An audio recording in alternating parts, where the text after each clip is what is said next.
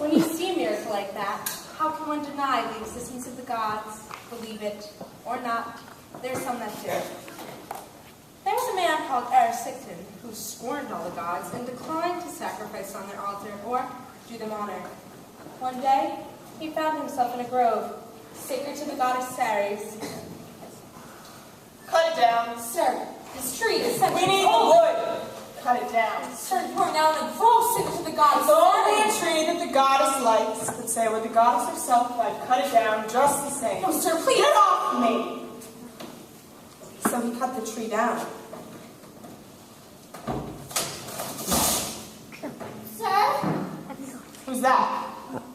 I'm the tree itself speaking.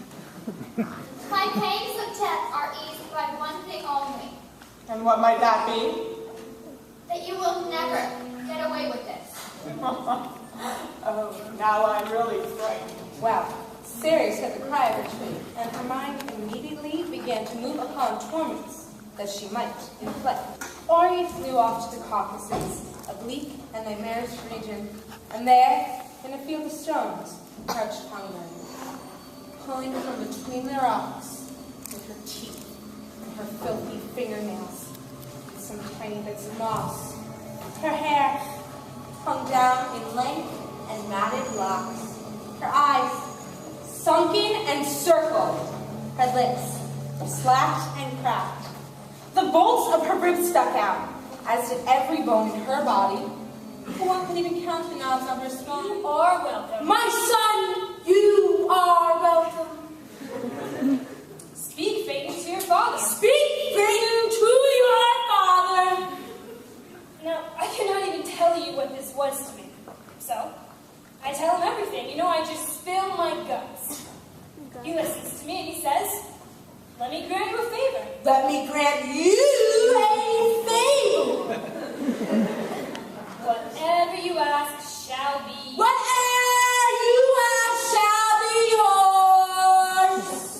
And he swears to it. He starts backpedaling, saying it's his job. It's my job, And no one else can do it. and you can't do it. And then up in the sky there are the bull and the lion and the scorpion. There's the scorpion. To get me. And I say, give me the keys to your car. It's my turn, you promised. I want to light the world today. The father, or his substitute, must be assured before transferring the symbols of adult vocation that the son no longer is operating from infantile complexes that might radically redirect his new task through personal preference or even resentment. I mean, where have you been all my life, Dad? Hand it over. So, he hands over the reins, but he won't stop giving advice. You know, like, don't fly too high. Don't fly too high.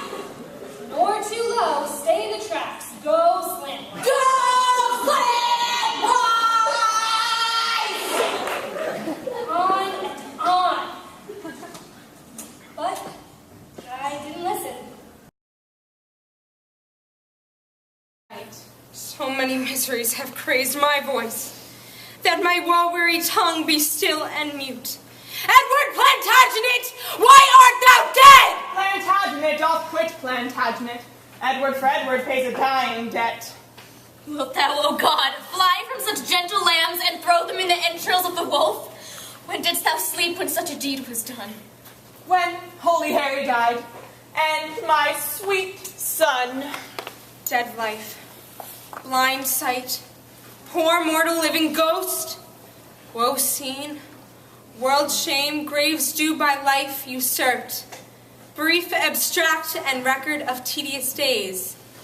Rest thy unrest on England's lawful earth, unlawfully made drunk with innocent's blood.